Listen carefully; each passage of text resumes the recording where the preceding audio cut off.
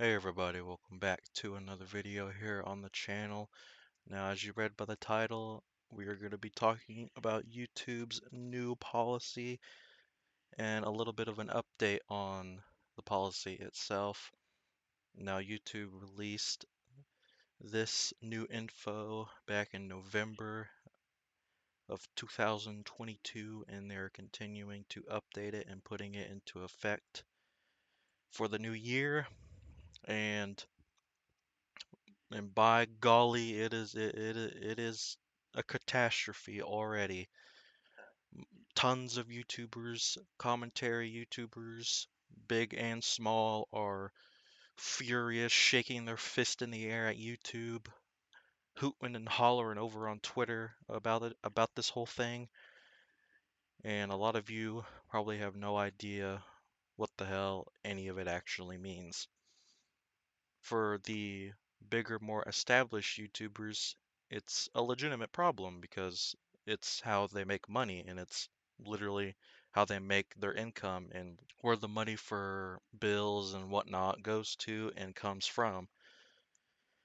So, and especially with gaming YouTubers and YouTubers that are just more natural with cursing and playing video games like Call of Duty or GTA, are going to be hit hard from this new policy because of what's involved in it, and is essentially turning mainstream YouTube into YouTube Kids 2. So, and for a small channel, well, actually a super small channel like mine, it's not really going to have an effect because I don't make any money on YouTube. I'm not partnered with AdSense, or I don't have any monetization whatsoever, so it really doesn't affect me regardless. But I'm actually starting to see that it could affect me sometime in the future if my channel does become more established, but that's more of a long-term problem and something that'll happen way into the future, years down the line maybe. But for big, more established YouTubers with millions of subscribers, pulling in millions and thousands of views, also raking in that sweet ad revenue, are going to have a hard time, especially after this new policy, which basically doubles down on swearing and also introduces another entry to this whole clusterfuck of a policy, and it is violent video games. Within the first 8 seconds of the video, you cannot curse. And if it's anything other than hell and damn, then you are not going to make a single dime off of that video. And if anything violent from a video game, yes, a video game, that's completely fake and animated and just a bunch of pile of code displays anything violent or gory within those first 8 seconds, you are also not going to make a single dime off of that video.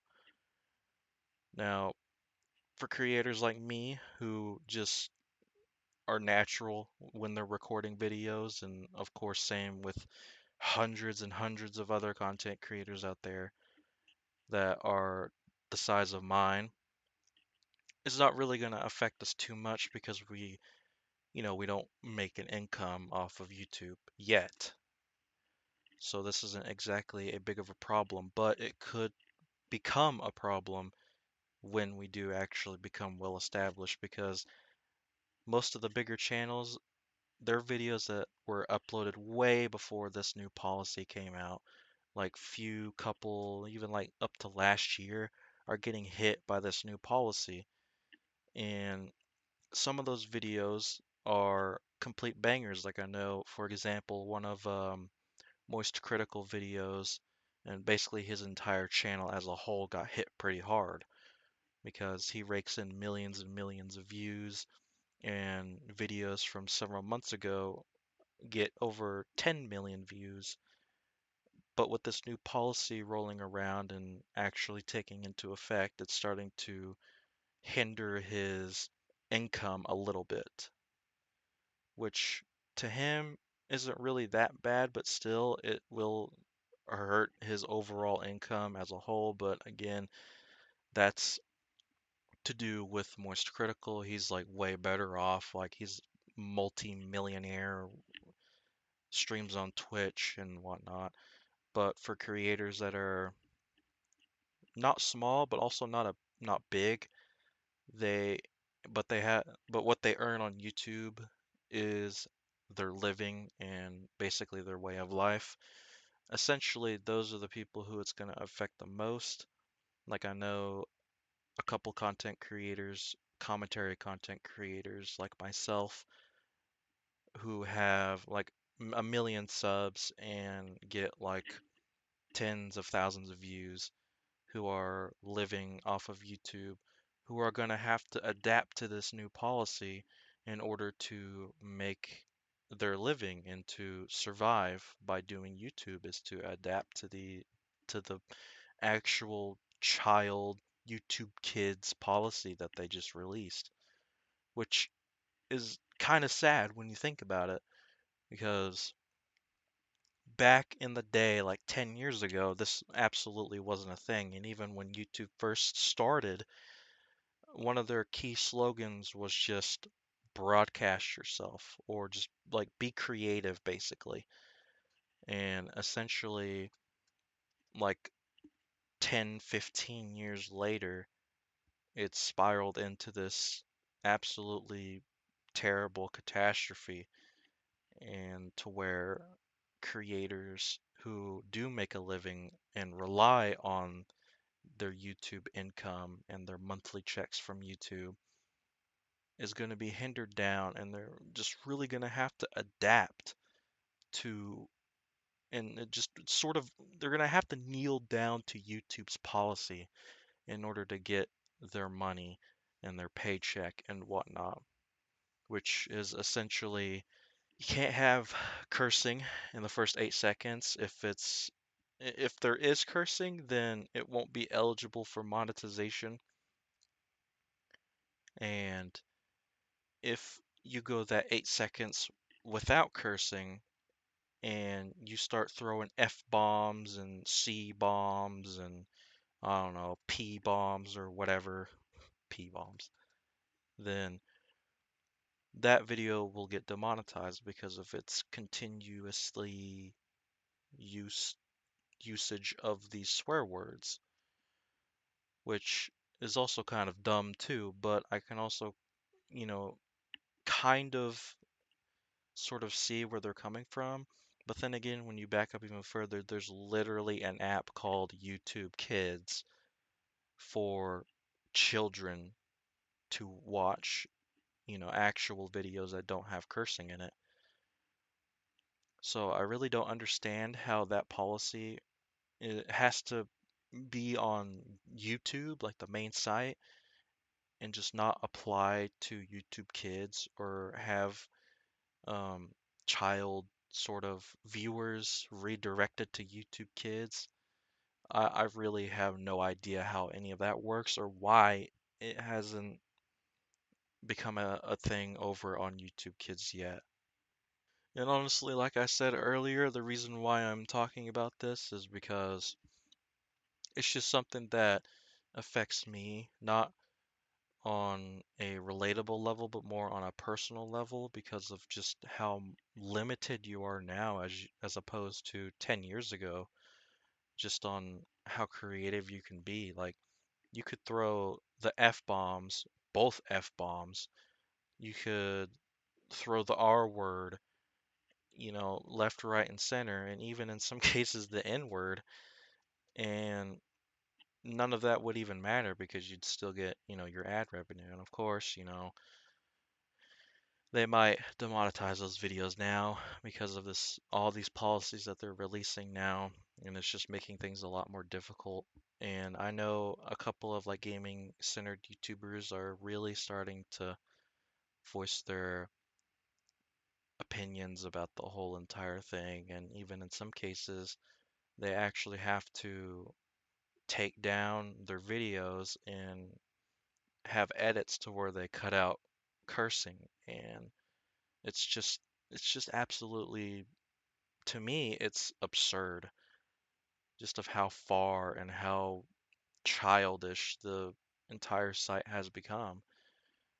And I know a lot of you are going to have that argument that, well, if you don't like how childish and how strict YouTube has become with their guidelines, why are you still doing this?